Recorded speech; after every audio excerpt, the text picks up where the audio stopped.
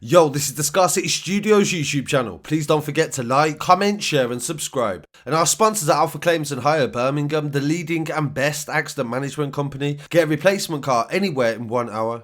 I really appreciate you joining me today, and we've got some breaking news coming from Birmingham and we're going to start with that. I've just come back from Handsworth where a 15-year-old lost his life after reports of a gang attack and gunshots. Upon arriving at the scene, there was a big cordon in place and a lot of police. You could see whatever had happened was very serious, and initially they said that he was critical, but now we've learned that he's passed away.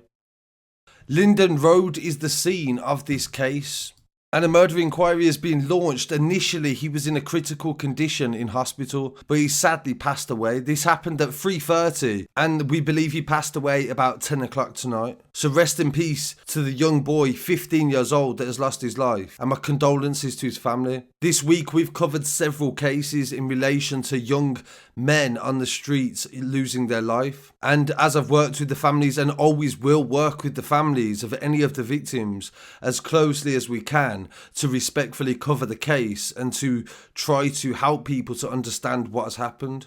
Witnesses say they heard gunshots and suspects were armed with knives. They fled in a white car and the car crashed into a house a short distance away in Wheeler Street in Les Hauts. No arrests have been made at the moment. Wheeler Street has been the scene of several shootings, and activists in the area have spoken out regularly about the situation in Les Hauts. Inquiries are underway, the police say, and the road has been closed off. A cordon is in place and officers continue to speak to witnesses, and the CCTV is being located in the area. The car has got forensic officers surrounding it, and Detective Chief Inspector Alastair Orencas from the homicide team said the level of violence in broad daylight on a residential street is inconceivable, let alone the fact that the target was a 15-year-old boy. We are leaving no stone unturned in the search for those that are responsible and ask anyone that knows anything to contact us. The family of the boy have got the worst shock imaginable today, and we have specialist police with them at this time. So as you can imagine, this is a big shock to the city and also to the friends of this young boy. I've seen several people paying respects to him online, and we'll cover some more about this tomorrow, but for now we'll just keep it to the breaking news as what's occurring. And we can't ignore the fact the amount of young children that are getting involved in violence during this lockdown period. The ambulance service said they received a number of calls at 20 to 4 this afternoon. 3 ambulances, a critical care unit and an emergency doctor attended, and they tried to save the boy's life at the time. They provided trauma care and took him to hospital on blue lights. Traffic was being fed from Soho Road, which is a very busy road, and down Douglas Road as well. So this would have been just before rush hour.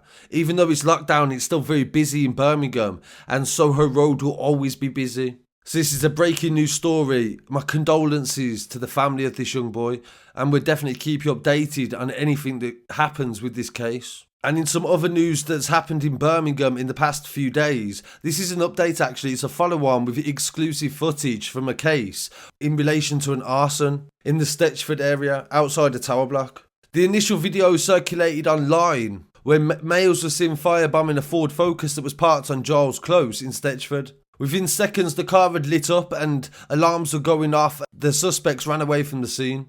There's been several different firebombing incidents in that area in the past few weeks.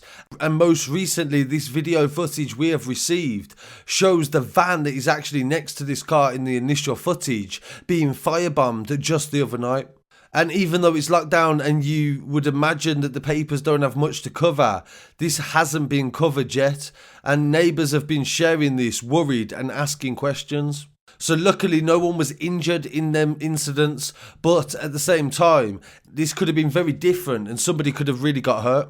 So we'll definitely keep you updated if anything happens with that story. But in other news as well, a man has been charged after he pretended to be a PC to rob a couple that he handcuffed. Video footage emerged of a man that had basically been arrested on the M6 with body cam footage that had been shared on our social media.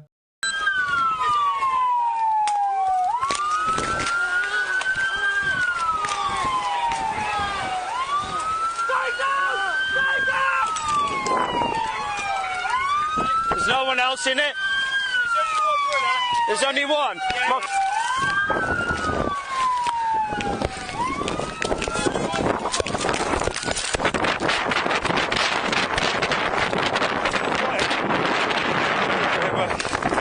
Police have today said they've charged a man who posed as a police officer to raid a home where a man and woman were handcuffed by robbers. They say his name is Rifat Mehmet, and he's accused of being part of a group of 3 bogus PCs who tricked their way into a house in the Bordesley area of Birmingham in the early hours of yesterday morning on the 20th. The 55-year-old male was arrested on the A14 in Northamptonshire at around 2:15 a.m. Initially, they said the M6, so I'm not sure if it was just off the M6 on the junction. Last night, he was charged with impersonating a police officer, robbery, driving without insurance, dangerous driving, and aggravated vehicle taking. Mehmet from Dagenham, Essex, is due to appear at Birmingham magistrates today. Detectives are appealing for witnesses to the robbery that occurred just before 1:30 in the morning. They believe a white woman aged in her 20s and a black man were involved in the deception and the robbery. And there has been several different incidents in Birmingham and the surrounding areas of people trying to pull people over in cars, pretending to be the police. Make sure you are speaking to the police when you do have someone approach you. Always feel free to ask them for any of their identity. They have to provide you with this information. So this is an update and breaking news of what's been happening in Birmingham in the past few days. I really appreciate you joining me for this episode. Please don't forget to like, comment, share and subscribe. And I'll be back again very shortly with some more news. Peace.